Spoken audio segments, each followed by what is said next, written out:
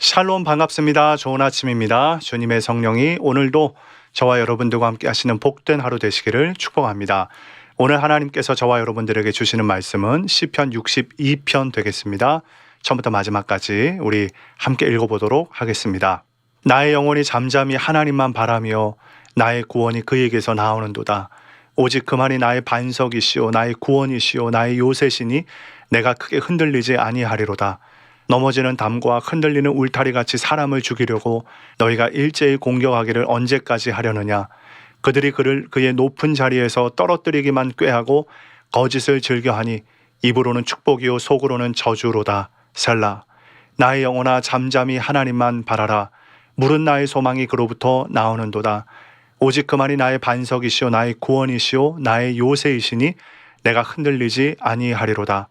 나의 구원과 영광이 하나님께 있으며 내 힘의 반석과 피난처도 하나님께 있도다.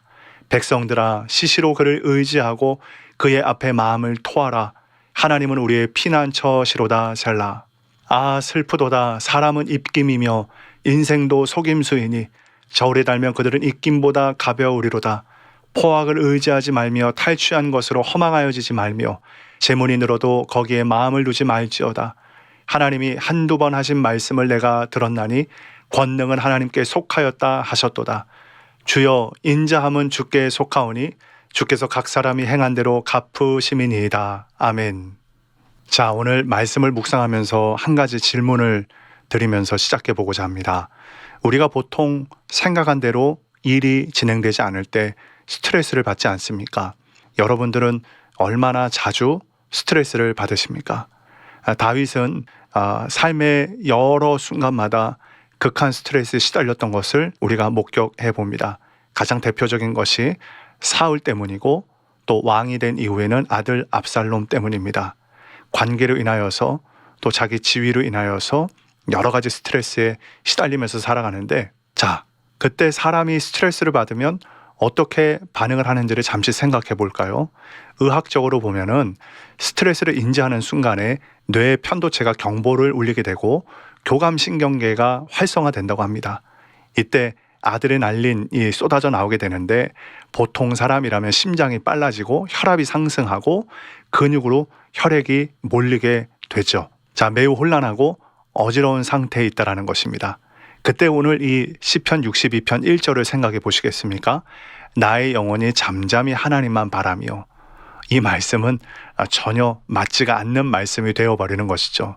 그래서 아마 다윗도 지금 이 스트레스 상황 가운데 있을 때 부단히 애를 쓰고 내적으로 치열한 영적 전투가 벌어지지 않았나 싶습니다.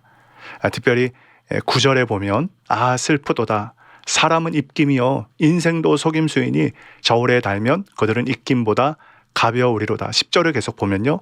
포악을 의지하지 말며 탈취한 것으로 허망하여지지 말며 재물이 늘어도 거기에 마음을 두지 말지어다. 그러니까 우리가 이 시편을 통해서 생각해 보기를 다윗은 지금 포악한 자들을 경험하고 그리고 탈취한 것으로 인하여서 부를 축적하는 불의한 사람들을 보면서 허망한 마음을 품었을 수도 있겠다 생각을 해봅니다.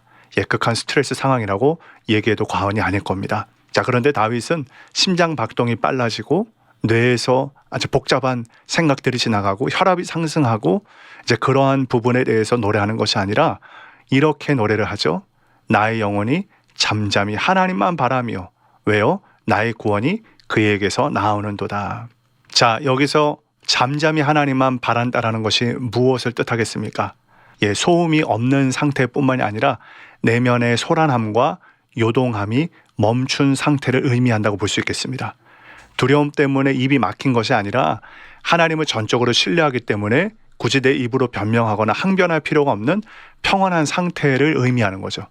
그래서 이 잠잠이라는 말 속에는 하나님이 일하실 때까지 내 의지를 내려놓고 기다린다라는 이 강력한 자기 의지가 포함되어 있다고 봐도 될 것 같습니다.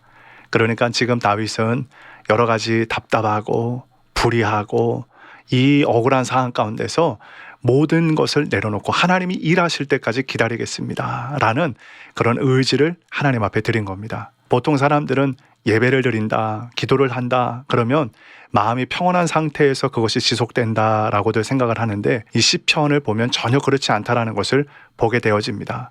내면의 전투와 스트레스 상황 가운데 있다 할지라도 하나님만이 나의 반석이고 구원이시다라는 것을 기억하면서 내 모든 의지를 내려놓고 하나님을 바라보는 것입니다.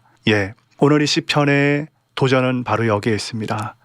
스트레스 상황과 또 어려운 일들이 있을 때 보이는 현상, 들리는 이야기들, 또 내 눈앞에 펼쳐지는 여러 세상의 부정적인 것들, 이것이 없을 수는 없겠지만 그것에 사로잡히기보다 잠잠히 하나님을 기다리는 것입니다. 그리고 하나님의 성품과 하나님께서 일하셨던 것들을 기억하는 것입니다. 하나님이 견고하시고 하나님이 나를 붙잡으시고 그래서 하나님이 나의 구원과 영광이 되신다라는 것을 기억하며 나아가는 것입니다. 8절 말씀에 이런 말씀이 있죠. 백성들아 시시로 그를 의지하고 그의 앞에 마음을 토하라. 하나님은 우리의 피난처시로다. 얼마나 담대한 믿음의 표현입니까?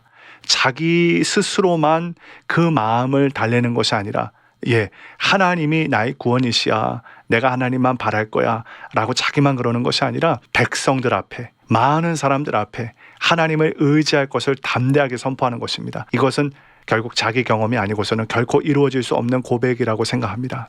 오늘도 각자의 삶에서 여러 가지 크고 작은 전투들이 있을 줄 압니다. 가정 안에서, 또 여러분이 살아가는 사업터, 직장, 또 공부하는 캠퍼스 안에서 여러 삶의 자리에서 전투들이 있을 때 오늘 이 1절 말씀을 붙잡고 하나님 앞에 나아가시면 어떨까요? 나의 영혼이 잠잠히 하나님만 바라며 내 속사람 안에서 벌어지는 부정적인 일들, 세상에서 들리는 여러 가지 목소리들보다 신실하시고 나를 사랑하시는 그 하나님을 바라보는 것입니다. 그래서 히브리서 기자는 이렇게 권면하지 않습니까? 믿음의 주요 또 온전하게 하시는 이인 예수를 바라보자. 이 말씀과 이어진다고 생각합니다. 우리가 있는 그 자리에서 십자가에 못 박히신 예수, 나와 열방과 이 모든 세상을 구원하시려 수치와 고통을 당하신 하나님의 어린 양, 그 예수님을 잠잠히 바라보는 것입니다. 오늘 이 아침에 분주하고 또 바쁜 일상들이 이어지겠지만 지금 있는 그 자리에서 하나님을 바라보는 것 어떠실까요? 하나님을 기다리는 것 도전합니다. 그래서 오늘 이 다윗이 경험했던 하나님의 구원이 저와 여러분의 삶 가운데도 신실하게 이루어지는 복된 하루 되시기를 우리 주님의 이름으로 간절히 축복합니다.